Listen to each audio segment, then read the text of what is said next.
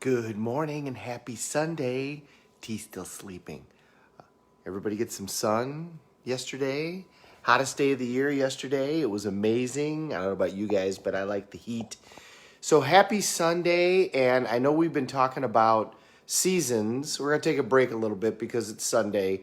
Sunday, I always kind of like to try to do a big picture idea. So let's remember as we move forward and start doing all of these accomplishments that we're going to do.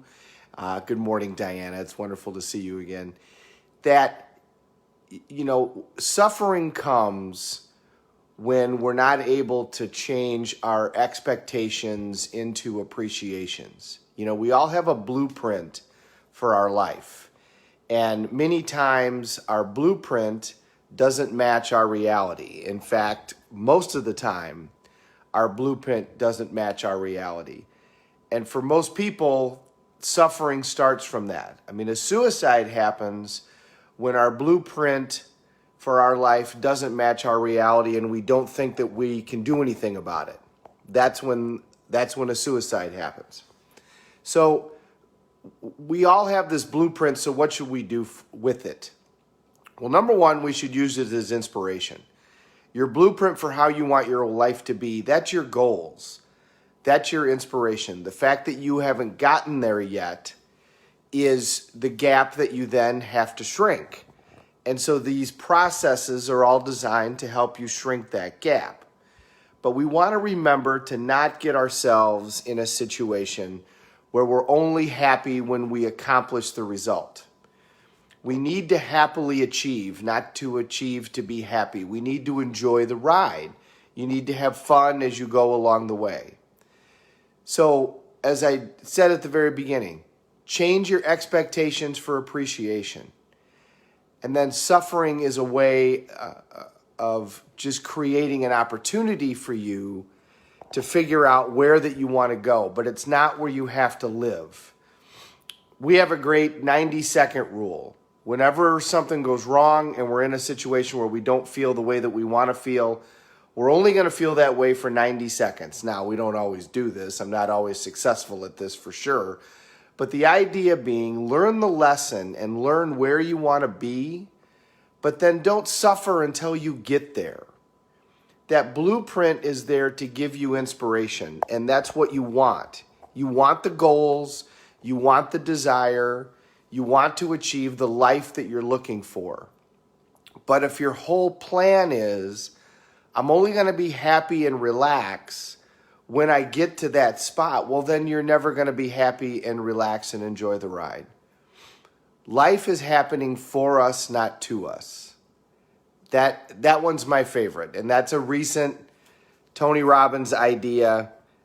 The other ideas that I said are not new, but this is all part of our state management as we enjoy that ride, is to have this approach of, okay, so today is a day where my reality didn't match my blueprint of how this was going to happen. How can I close that gap? What can I learn? But we always start out with what was great. What is it that happened that was wonderful? What is it that happened that created us the opportunity to enjoy life? And my job, this part of the journey comes easy for me because of my job. In my job, I see every week minimum, sometimes every day, people who have suffered tremendous losses in the blink of an eye. I had a period of time where I went in 18 months, I had 9 couples come in who had to bury children in their 20s. And for over half of those couples, it was an only child. And for all of those kids, and I say kids, they were in their 20s, but for all of those kids, they were doing nothing wrong. Only 3 of them involved alcohol, and none of them were driving. Several of them were just broken down vehicles that were on the side of the road, and then they got clipped by another car. When you're talking to somebody who suddenly had to lose their only child, life stays in perspective. The fact that your day didn't turn out exactly the way that you liked, the fact that maybe you got a flat tire or you didn't get the result that you wanted, or now, my back hurts and I can't run the way that I want to and I have to walk, I mean, these little things become very little, and it's easy to keep life in perspective. So this part of this journey comes easy to me, but it doesn't come easy to everybody. It's sometimes we get really wrapped up, and especially people who are really good at focusing.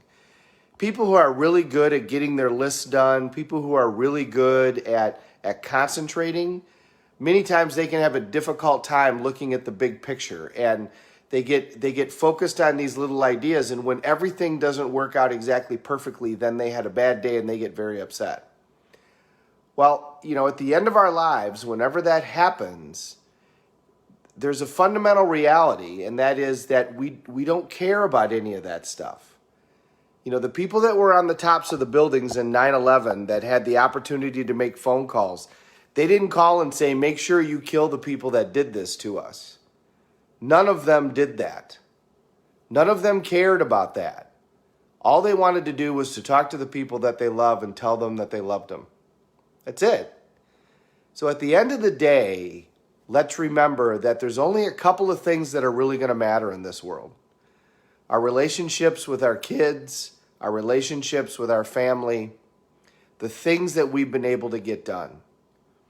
Have you been able to help a lot of people? Have you been able to give back? If you're somebody that's watching these videos, we should all be able to donate a significant amount of time to charity and to others. We all should be donating $1 million to charity or to our church or to whatever it is that we think we want to donate to, whatever your passion is. We all should be in a position where we're able to do that. And I'm not in a position where I'm able to do that yet, but that I should be there. That kind of drive and willingness to want to help and to serve everybody else should be where our focus is, not on what we don't currently have. Life is happening for us, not to us. My message to you on this Sunday is simple. Practice all of these things. Appreciate your blueprint. Appreciate the blueprint that's telling you this is where you should be, and then figure out how to close that gap. But enjoy that journey along the way. Find the things that are important and focus on those, and enjoy those steps. And at the end of each day, learn the lessons of what you need to do better. Learn the lessons of where your productivity needs to get better. Absolutely. Continue to push yourself to become the person that you are meant to be. But don't beat yourself up. And remember, as you live each of those days, what's really important. Always do that rocking chair test. Put yourself on the rocking chair at the end of your life, in front of the log cabin or wherever it is you're going to end up, down in Florida or on your private island in the Caribbean, and ask yourself, am I happy with the way I lived my life?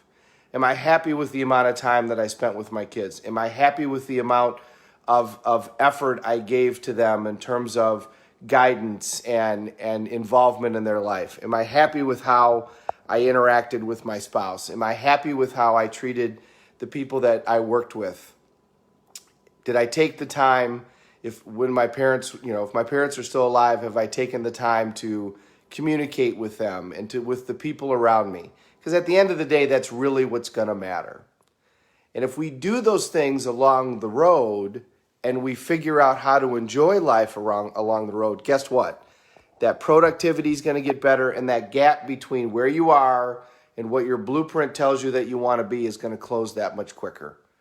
Because we're going to do it with a better attitude. We're going to do it with more joy, which means we're going to do it with more passion, which means we're going to adapt quicker and we're going to do it better. So my message today, life is happening for you, not to you. Enjoy every minute. Enjoy the sunshine. Enjoy the little things. Read the books. Don't waste time. Spend it on the things that are important. Thank you very much for watching today. We're all in this together. Let's take care of each other. Have a great Sunday.